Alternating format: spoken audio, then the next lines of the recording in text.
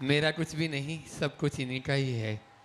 प्रश्न ये है, समय कम है, महाराज जी के चरणों में बारंबार नमोस्तु निवेदित करते हुए कि 18 वर्ष पहले 27 अप्रैल 2006 को एक ऐसी घटना घटी थी।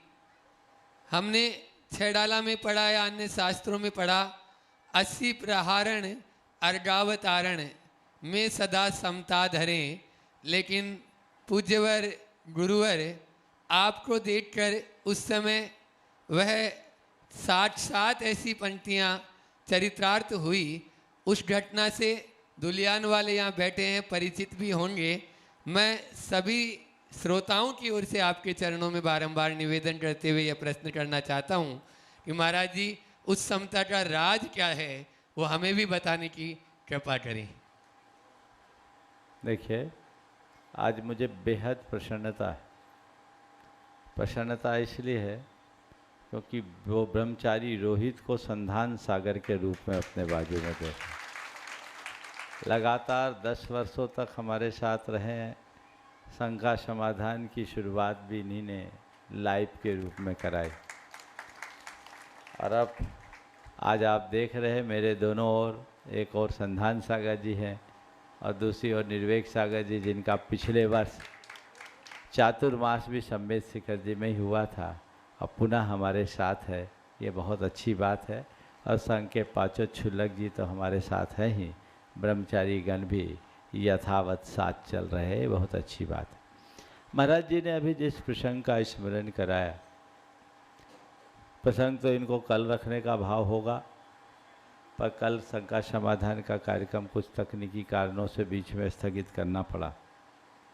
लेकिन ये बात सत्य है, 27 अप्रैल 2006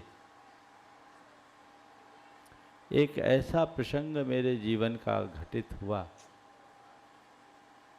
जो मैं मानता हूँ मेरे जीवन की बहुत बड़ी परीक्षा का दौर था। और मुझे इस बात को कहने में बेहद प्रसन्नता है कि मैं उस परीक्षा में पूरी तरह पास हो गया। मैं समझता हूँ जब तक मैं उस प्रसंग को स्मरण न करूँ तो शायद आप लोगों को समझ में भी नहीं आएगा। सन 2006 में कोलकाता से मैं हम लोग मुर्शिदाबाद की ओर जा रहे थे और उसी क्रम में एक स्थान, पूरा इलाका ही था भारत बांग्लादेश की सीमा में, हम लोग जा रहे थे। एक वर्ग हम लोगों की बड़ी जय जयकार कर रहा था। सुबह 3 बजे से लोग आकर लाइन लगा लेते दर्शन वंदन के लिए। लेकिन उसी में एक वर्ग ऐसा था जिनके हृदय में इस दिगंबरत्व के प्रति घोर विद्वेष का भाव भरा होगा। हम चल रहे थे, मालूम पड़ा आगे एक धर्म स्थल के पास 150-200 लोग इकट्ठे हैं और कुछ न्यूसेंस क्रिएट कर रहे हैं। मुझ तक लोगों ने सूचना दी। यद्यपि कोलकाता की जैन समाज बहुत उत्साह के साथ बिहार करा रही थी और सुरक्षा की पूर्ण व्यवस्था थी, पुलिस भी थी, फोर्स भी थी।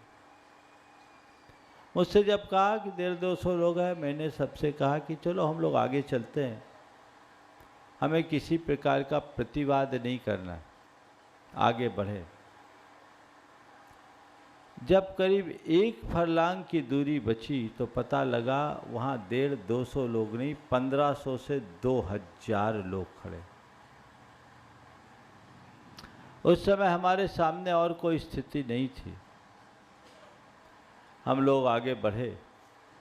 उस समय ये रोहित भैया के रूप में थे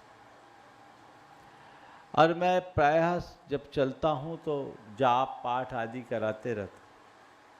मैंने सबसे कहा बस जाप करते हुए चलो, हमें किसी प्रकार का कोई प्रतिवाद नहीं करना। आगे बढ़े। 1500-2000 लोगों को 15-20 युवक जो 20-25 साल के थे वो लीड कर रहे। पूरा रास्ता ब्लॉक कर लिया, पर पता नहीं गुरुदेव का कैसा आशीर्वाद रहा, उन लोगों ने रास्ता छोड़ दिया। हम लोग आगे बढ़े। इसी बीच सामने से एक बस आ गई। लोगों ने बस को आड़े करवा लिया और रास्ता पूरा ब्लॉक हो गया।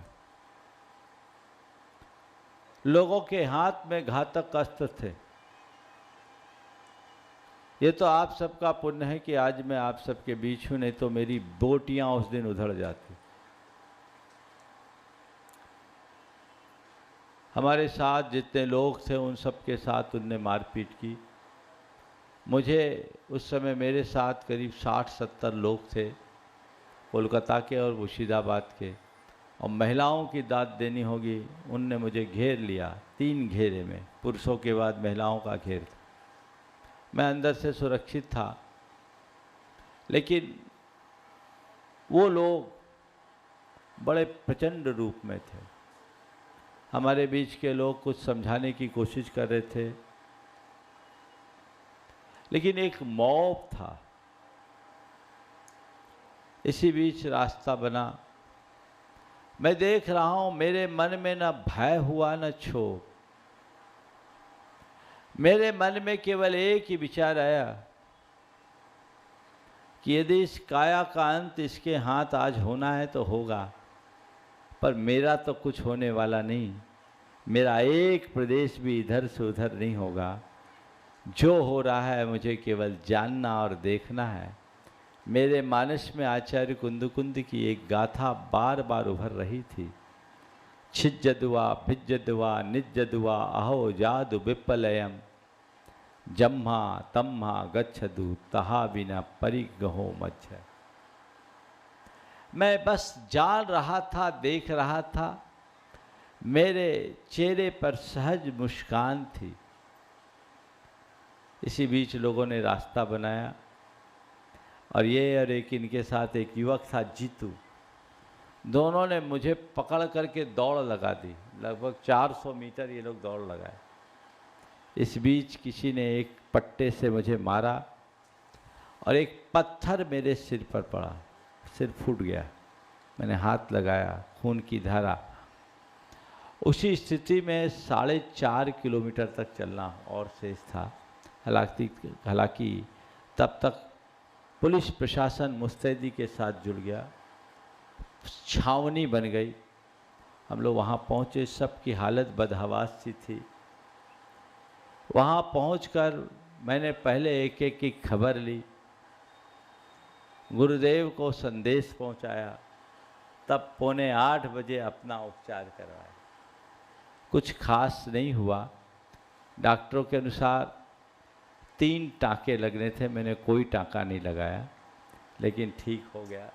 और उस दिन मेरी जान बची। उस जान बचाने में इनका महत्वपूर्ण श्रेय।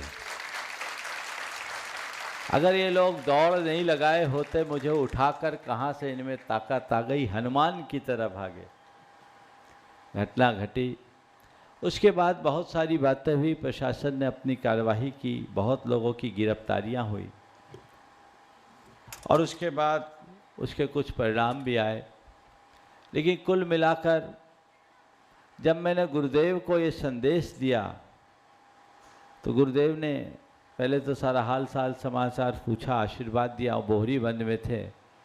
फिर बाद में एक सवाल किया, डर और गुस्सा तो नहीं आया? मैंने कहा नहीं। कहा तुम पास हो गए। और उसके बाद रास्ते में पत्रकार आ गए। महाराज याद दिला रहे हैं, खून बह रहा था।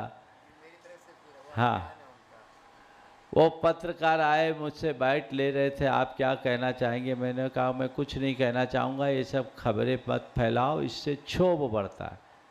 मुझसे पूछा क्या आप उन्हें क्षमा कर देंगे? मैंने कहा मैंने क्षमा कर दिया।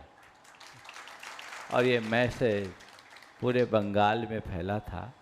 तो ये चीज़ें जीवन में घटती है। कब किसके जीवन में क्या प्रसंग घट जाए कहा नहीं जा सकता।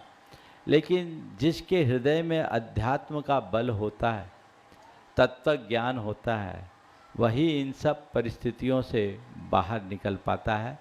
उस समय जितने श्रावक थे और श्राविकाएं थी, उन्होंने जिस वीरता और समझदारी का परिचय दिया वो भी बहुत ही प्रशंसनीय है। कोलकाता के थे और मुर्शिदाबाद के भी थे, आज कुछ लोग यहाँ उपस्थित भी हैं।